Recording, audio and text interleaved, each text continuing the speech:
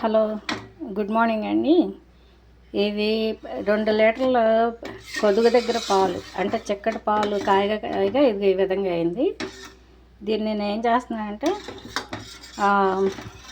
బాదం పప్పు, జీడిపప్పు, తర్వాత పూల్ మకాన్ ఈ 3 వేయించి పౌడర్ చేసి పెట్టుకున్నాను. అన్నీ కూడా పావు కేజీ అనమాట కొలత. ఈ పావు కేజీ కొలతలో ఇదిగో పొడి చేసి పెట్టాను. ఇలాగా ఇందులోనే యాలకులు కూడా వేసి పొడి చేస్తాను. ఇప్పుడు ఏంటంటే ఈ పాలు బాగా చూసారు చక్కగా మరిగినాయి. ఇందులో నేను ఇదిగో ఈ సీసాతోటి ఇది దగ్గర 1/2 కేజీ ఉంటుంది షుగరు. దీంతో కరెక్ట్గా 2 వేసనమాట. అంటే కేజీ షుగర్ పట్టింది. ఎందుకంటే ఇప్పుడు మనం ఇది కూడా వేస్తాం కాబట్టి సరిపోతుంది. కేజీ షుగర్ ఉండాలి, లేకపోతే స్వీట్నెస్ సరిపోదు, తెలియదు అనమాట. అది మీ ఇష్టం, ఇంకా ఎలా వేసుకోవాలంటే అలాగా. పిల్లలు పాలు తాగిన వాళ్ళు, తర్వాత ఇది చేయని వాళ్ళకి ఈ విధంగా ఏమన్నా పెడితే తిన్న వాళ్ళకి ఈ విధంగా మనం చేసి వాళ్ళకి ఇది ఒక బర్ఫీలా తయారవుతుంది. ఇప్పుడు ఉండలు లేకుండా మనం కలుపుకుంటూ దీన్ని దగ్గరగా అయ్యేలాగా పాకం వచ్చే వరకు కొద్దిగా నలిపి ఉండలు లేకుండా చేసుకోవాలి. ఇలాగా కరిగిపోతుంది, అదేం కాదు, మనం పొడి చేస్తాం కాబట్టి. ఈ విధంగా చేసుకుని ఇది దగ్గరగా అయ్యాక ఒక ప్లేట్లోను ఏంటంటే నెయ్యి రాసి మనం దీన్ని ఇది ఇంకా మనకి ఒక 20 నిమిషాలు పడుతుంది అనమాట. ఇలాగ చేయటం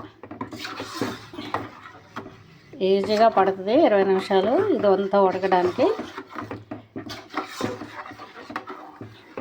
అంటే ఇది ఒక స్వీట్ లాగా మనం చేసి పిల్లలకి పెడితే పెద్దోళ్ళు కూడా తిన్నా.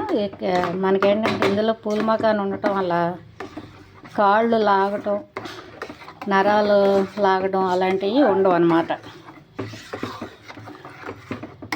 మీకు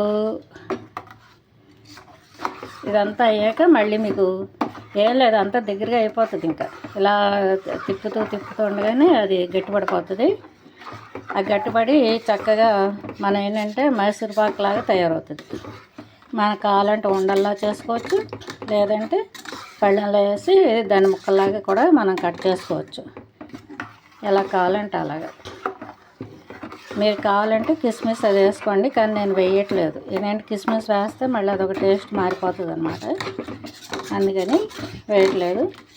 ఇందులో ఆల్రెడీ మనం ఏంటంటే బాదం, జీడిపప్పు కూడా వేసి ఉండటం వలన మనకి ఇంకా పైన మళ్ళీ ఏంటంటే డెకరేషన్ కోసం అయితే మళ్ళీ పైన వేసుకోండి కనపడేలాగా.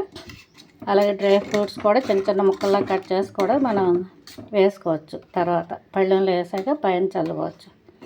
కొందరు కలర్స్ వేస్తారు, కలర్స్ కూడా వద్దు, పిల్లలకి మంచిది కాదు ఫుడ్ కలర్స్ అవి కూడా వేయడం. చూసారా, ఈ విధంగా ట్రై చేయండి. నేను మళ్ళీ అది దగ్గరగా అయ్యాక మీకు ఇంకో వీడియో తీసి పెడతాను. సరేనా? Thank you.